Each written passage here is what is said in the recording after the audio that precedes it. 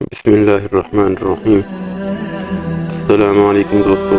عرب کے معزز اور شریف گھرانوں کی یہ عادت تھی کہ وہ اپنے بچوں کو دودھ پلانے کے لیے آس پاس کے دیہاتوں میں بھیج دیا کرتے تھے تاکہ دیہات کی صاف و شفاف آب و ہوا میں ان کے بچوں کی جسمانی صحت اچھی ہو جائے اور ان کا بچہ خالص عربی زبان سیکھ لے۔ انہی وجوہات کی وجہ سے حضرت آمنہ نے بھی آپ صلی اللہ علیہ وسلم کو حضرت حلیمہ سعدیہ کے سپرد کر دیا تھا۔ حضرت حلیمہ سعدیہ آپ صلی اللہ علیہ وسلم کی رضاعت کے واقعہ کو بیان کرتے ہوئے فرماتی ہیں کہ میں طائف سے اپنے شوہر، اپنے دودھ پیتے بچے اور بنو سعد بن بکر کی 10 عورتوں کے ساتھ دودھ پینے والے بچوں کی تلاش میں مکہ کے لیے روانہ ہوئی۔ اس سال قحط کا زمانہ تھا۔ ہمارے پاس کھانے پینے کی کوئی بھی چیز نہیں تھی۔ سواری کے لیے ایک دبلی پتلی گدھی تھی جس کا حال یہ تھا کہ وہ اس قدر کمزور تھی کہ قافلہ والوں سے برابر پیچھے ہو جایا کرتی تھی۔ اس کی وجہ سے قافلہ والے ہم سے تنگ آ چکے تھے۔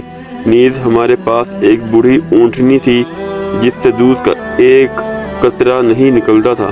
ہم لوگ بھوک کی وجہ سے رات بھر نہیں سوتے تھے۔ اسی طرح ہمارا بچہ بھی بھوک کی وجہ سے بلکتا رہتا تھا کیونکہ میری چھاتی میں اتنا دودھ نہیں ہوتا تھا جس سے میرا بچہ سیراب ہو سکے۔ بالآخر بہت مشکل سے یہ سفر طے ہوا اور ہم مکہ پہنچے۔ جب ہم مکہ پہنچے تو ہم میں سے ہر ایک عورت کے سامنے آپ صلی اللہ علیہ وسلم کو پیش کیا گیا، لیکن کوئی بھی عورت آپ صلی اللہ علیہ وسلم کو لینے کے لیے تیار نہ تھی، کیونکہ ہم عورتیں یہ امید کرتی تھیں کہ بچہ کے والد ہمارے ساتھ انعام و اکرام کا معاملہ کریں گے، اور آپ صلی اللہ علیہ وسلم کے یتیم ہونے کی وجہ سے انعام و اکرام کی امید نہیں کی جا سکتی تھی۔ الغرض میرے قافلہ کی تمام عورتوں نے مالدار گھرانے کے بچوں کو لے لیا، صرف میں بچ گئی تھی جس کو بچہ نہیں مل سکا تھا۔ میں نے اپنے شوہر سے کہا کہ مجھے خالی ہاتھ واپس لوٹتے ہوئے شرم آ رہی ہے، اس لیے میں اس یتیم بچہ کو لینا چاہتی ہوں۔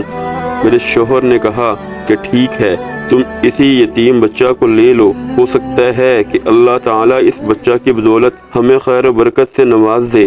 چنانچہ میں نے آپ صلی اللہ علیہ وسلم کو لے لیا۔ جب میں نے آپ صلی اللہ علیہ وسلم کو اپنی چھاتی سے لگایا تو میری چھاتی میں اس قدر دودھ اتر آیا کہ حضور اکرم صلی اللہ علیہ وسلم اور میرے دودھ پیتے بچے دونوں نے خوب شکم سیر ہو کر دودھ پیا۔ پھر جب میرے شوہر اونٹنی کی طرف بڑھے تو اونٹنی سے بھی خوب دودھ نکلا، حتیٰ کہ ہم سب شکم سیر ہو گئے، اور یہ رات بہت آرام کے ساتھ گزری۔ جب صبح ہوئی تو میرے شوہر نے مجھ سے کہا کہ اے حلیمہ، یقیناً تم نے ایک مبارک بچہ کو گود لیا ہے۔ میں نے کہا کہ ہاں، مجھے بھی یہی امید ہے۔ اس کے بعد ہم طائف کے لیے روانہ ہو گئے۔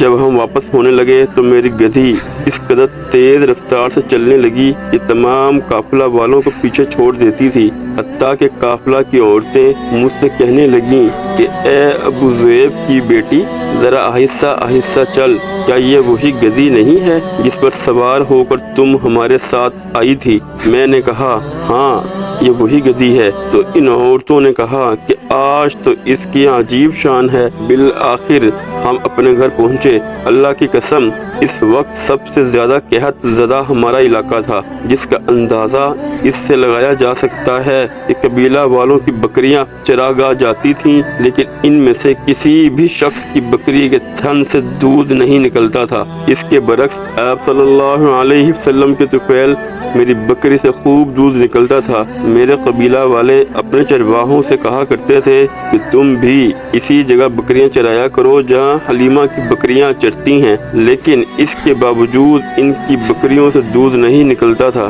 ہم لوگ اسی طرح آپ صلی اللہ علیہ وسلم کے طفیل برکتوں سے فیض یاب ہوتے رہے، حتیٰ کہ آپ صلی اللہ علیہ وسلم کے 2 سال مکمل ہو گئے، اور میں آپ صلی اللہ علیہ وسلم کو لے کر آپ کی والدہ کے پاس پاس مکہ گئی۔ میں آپ صلی اللہ علیہ وسلم کو اپنے سے جدا کرنا نہیں چاہتی تھی، نیز مکہ میں طاعون کی بیماری پھیلی ہوئی تھی، اس لیے میں نے ضد کر کے حضرت آمنہ سے آپ صلی اللہ علیہ وسلم کو پھر سے اپنے ساتھ لے جانے کی خواہش کا اظہار کر دیا۔ بالآخر میری ضد کی وجہ سے حضرت آمنہ تیار ہو گئیں اور ہم آپ صلی اللہ علیہ وسلم کو لے کر اپنے گھر آ گئے۔ کچھ دنوں کے بعد آپ صلی اللہ علیہ وسلم اپنے رضاعی بھائی کے ساتھ بکریاں چرانے لگے۔ اگر آپ کی ویڈیو اچھی لگی ہو تو اس ویڈیو کو شیئر کیجیے گا اور میرے چینل کو سبسکرائب کیجیے گا۔